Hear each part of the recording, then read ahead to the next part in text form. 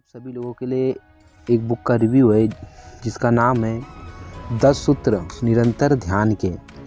और जब भी आप इस किताब को पढ़ेंगे तो आप इसमें क्या पाएंगे, सूत्र निरंतर ध्यान के।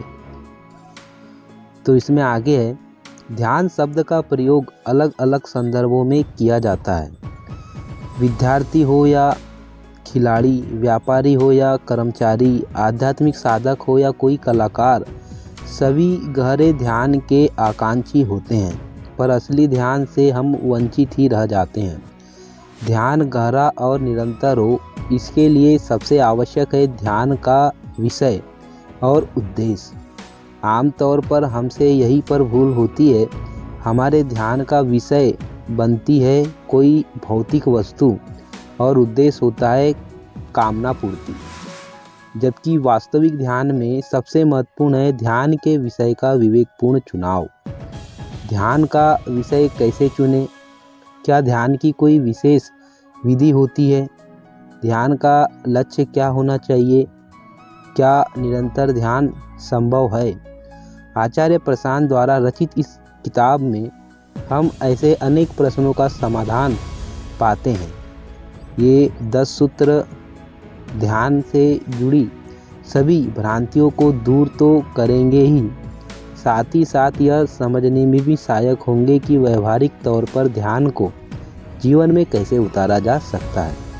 तो आप समझ गए होंगे कि इस किताब को आप जब भी पढ़ेंगे तो आप इसमें क्या पाएंगे। और किताब यहाँ से खुलती है 10 सूत्र निरंतर ध्यान के, और ये रही अनुक्रमणिका।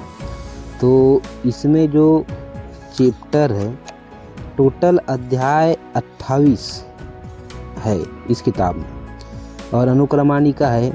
तो हेडिंग है, ध्यान तब जब ध्येय मात्र रहे। देह तो चाहेगी फैलना, तुम चुनो ऊंचाई। ध्यान को मन बहलाने का साधन मत बना लेना, एकमात्र ध्येय बोध। ध्यान और ध्यान में गहन अंतर, आकार ईमानदारी पार लाएगी। वास्तविक ध्यान अनुभव के परे। ध्यान की उच्चतम विधि निष्काम कर्म, रस तो गहराई में ही मिलेगा। वास्तविक ध्यान देखने वाले को देखना। ध्यान तब जब ध्येय मात्र रहे। और ये रहा पहला चैप्टर, ध्यान क्या है, ध्यान की विधियाँ क्या है। और जब भी आप इस किताब को पढ़ेंगे तो इस किताब में आपको सिर्फ ध्यान से जुड़े आप जो समाधान चाहते हैं, ध्यान क्या होता है ना, निरंतर ध्यान में कैसे रहे, ध्यान का वास्तविक अर्थ क्या होता है, ये तमाम जो प्रश्न है उसका समाधान इस किताब में आचार्य जी ने हम सभी को बताया है। तो जब भी आप इसको पढ़ेंगे तो आप इस किताब के माध्यम से बहुत गहराई से ध्यान को जो अर्थ है उसको समझ पाएंगे, और ध्यान